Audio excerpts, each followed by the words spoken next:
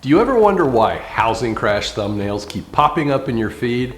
It's not an accident, it's a playbook. In the next few minutes, I'll dissect the clickbait trick some YouTube analysts use to twist 5 perfectly ordinary stats into apocalyptic headlines. Watch how foreclosure rates, lending rules, new building numbers, inventory counts, and foreclosure filings get cropped, rescaled, and cherry-picked to manufacture panic. Stick with me to the end to learn how to spot the spin before it hooks you. If you value real numbers over fear-mongering, hit like and let's jump in. Let's start with the first and most common claim you've probably seen. Today's higher mortgage rates are really to blame for falling demand?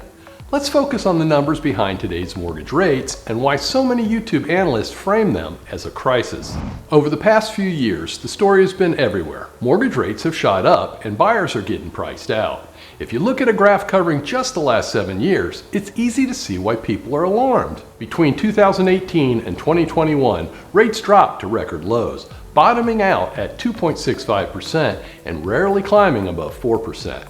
Now, with rates hovering near 7%, it's understandable that buyers who missed the low point feel like they are facing an uphill battle. But this focus on recent history leaves out crucial context, and that's where the narrative starts to break down. It's important to remember that using a short-term lens only tells part of the story. When you zoom out and examine mortgage rates since 1971, a very different pattern appears. Over the past 50 years, the average 30-year fixed mortgage rate has been much higher than what we've seen today. In the 1980s, for example, rates regularly exceeded 16%, peaking at a staggering 18.45%. Even through most of the 1990s and early 2000s, 7% seemed like a great deal. In fact, today's 7% sits about 10 percentage points below the 50-year average of roughly 7.71%. So while the jump from pandemic-era lows feels dramatic, it's not historically out of line. That said, I'm not dismissing the real pain buyers feel in this market. Home prices have climbed, and when you combine higher prices with 7% rates, affordability becomes a real issue. But it's not the interest rate alone causing the squeeze. The real challenge is the ongoing shortage of homes for sale. The focus on sky-high rates distracts from the deeper problem. There simply aren't enough homes on the market to meet demand, especially at the entry level. Now, for those of you who locked in a rate below 5%, drop a comment and let us know what your rate is and how you feel about today's 7%. I'm always interested in hearing your perspective. Now that we've reset our rate expectation, let's look at who actually qualifies for these mortgages and why the bottom 10% have been shut out since 2010 and the unforeseen impact of this effect. This is where the conversation shifts from the rates themselves to the rules that determine who can even get approved. The landscape changed dramatically after the last housing crash, and the effects are still shaping the market today. Understanding how these changes have sidelined a significant portion of would-be buyers is critical to making sense of today's affordability crisis. The next metric reveals why, for many, it's not just about whether you can afford a mortgage, it's about whether you can get one at all. Let's talk about a policy shift that changed the landscape for homebuyers, the Dodd-Frank Act. Following the 2008 housing crash, lending standards were tightened across the board. One result stands out: a 13-year void of over 8 million starter homes. That single policy change didn't just keep risky lending in check, it also kept a huge segment of buyers, especially those with lower credit scores, locked out of the market. In the 1990s, it wasn't unusual for lenders to approve borrowers with credit scores near 590. After the Dodd-Frank Act, most lenders raised their minimum credit scores to 620 or even 640. That shift, while seemingly making the system safer, meant millions of would-be buyers could no longer qualify for a mortgage. Builders noticed. With fewer people able to buy entry-level homes, demand for starter homes dropped, and so did the incentive to build them. Builders, seeing a smaller pool of qualified buyers at the lower end, shifted their focus upmarket. Instead of producing affordable homes, they started prioritizing higher margin properties in the middle and upper price ranges. The economics were simple. With land, labor, and material costs rising, building entry-level homes made less financial sense. The result? fewer options for first-time buyers, and a market that became increasingly difficult to enter for anyone not already on the property ladder. So, builder production has been on the rise over the past 15 years, but not for affordable housing. Despite recent headlines about a surge in new construction, nearly 1.7 million homes built last year, we're still falling short. The long-term average for new builds was approximately 1.5 million per year before 2008. Since 2010, we've averaged almost 500,000 fewer homes per year, resulting in that 8 million home deficit. Even with today's uptick, builders are still playing catch-up from years of underbuilding, especially at the affordable end of the market. This isn't just a numbers game. The shortage of starter homes affects the entire housing cycle.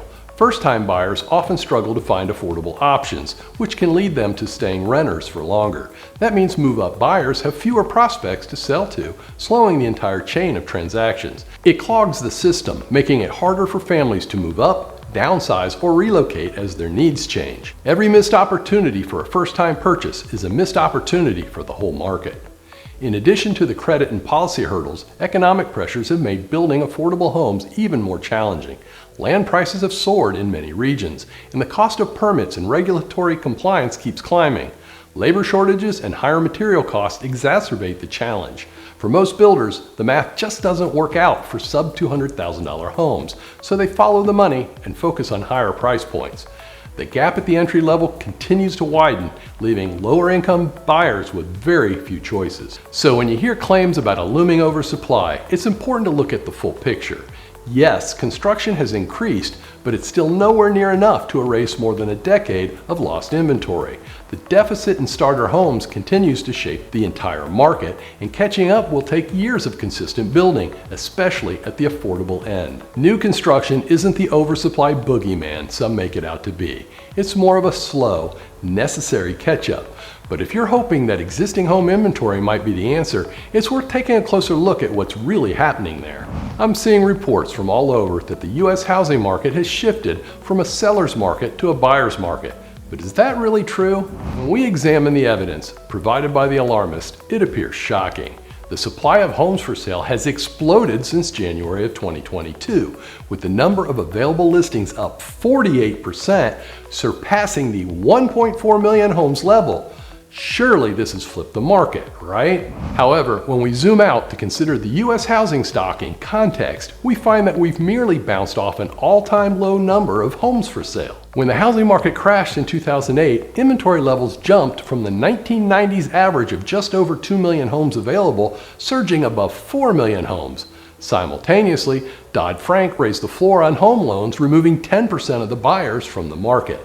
Dodd-Frank did not cause the housing market crash, but it did create the low inventory environment that has contributed to the current home affordability crisis. So we've provided the context to show you how the supply data is being manipulated today. Let's hit the fifth key metric that creates wonderful clickbait, as long as the analyst produces figures without the context of history. You've seen foreclosure tsunami incoming headlines, so why aren't we drowning in cheap homes? We can examine current mortgage delinquency rates and observe that they are elevated. Therefore, shouldn't we expect foreclosures to be increasing soon? Rising delinquency rates get a lot of attention, with some claiming they signal a repeat of 2009. Right now, there are 223,000 active foreclosures in the U.S., still near historic lows. When we consider the delinquency rate in context, we should feel extremely confident that there will be no foreclosure crisis forthcoming. Remember, delinquencies today won't show up as foreclosures for months or years, so there is no immediate threat. Furthermore, today's rate is lower than it was at any point in the 1990s, and we certainly did not experience a crisis during that decade. To recap, delinquency rates are below normal by historic standards. Credit rules are much tighter, new builds are catching up, not overshooting, inventories remain lean, and foreclosures are still low. So, how do you stop the spin before it hooks you? It's simple. Whenever someone makes a bold statement, verify the source and then examine it through the lens of history. Sure, inventories are rising, and so are delinquencies. They had to, as both were sitting at all-time lows. Do not let the fear-mongering reports skew your ability to rely on facts and data. Everything we need to know is in the numbers, with context. If you want to dig deeper into the foreclosure numbers and see 7 more reasons that no foreclosure crisis is brewing, check out my recent video based on data sourced from the ICE Mortgage Monitor.